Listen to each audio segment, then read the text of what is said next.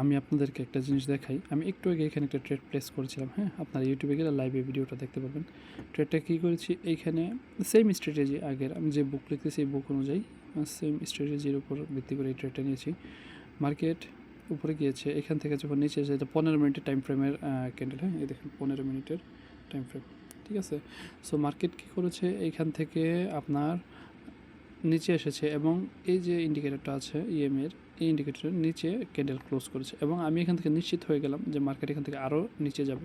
So আমি trade এখানে place করেছি, ঠিক আছে? ট্রেড এখানে প্লেস করেছি। এর আগে আগেই ক্যান্ডেল এই জায়গাটা মুভ করে উপরে গিয়ে তারপর নিচে এসে এই জায়গাতে মুভ করছিল, তো সঙ্গে সঙ্গে আমার যখন চোখে পড়েছে সো আমি এখান থেকে আপনার ট্রেড প্লেস করে নিয়েছিলাম। সো এখান থেকে যখন ট্রেড প্লেস করেছি মার্কেট নিচে এসেছে স্মুথলি এই জায়গা পর্যন্ত এবং এই জায়গাতে একটু উপরে গেছে, তারপর আবার স্মুথলি নিচে আসে। ঘটনাটা ঘটছে কোথায়? এই জায়গাতে।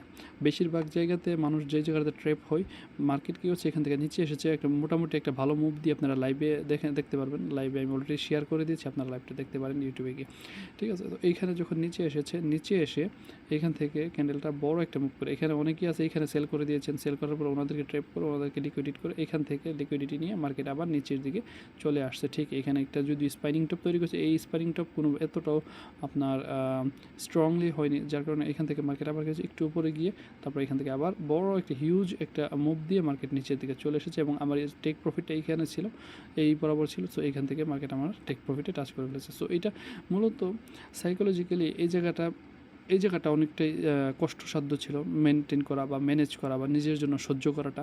আর বাকি যে এরিয়াটা ছিল এটা এতটা কষ্টসাধ্য ছিল না, শুধু কষ্টসাধ্যের বিষয় ছিল শুধু এই জায়গাটা। আপনারা ভিডিওটা দেখলে আপনারা স্পষ্টই বুঝতে পারবেন, ঠিক আছে?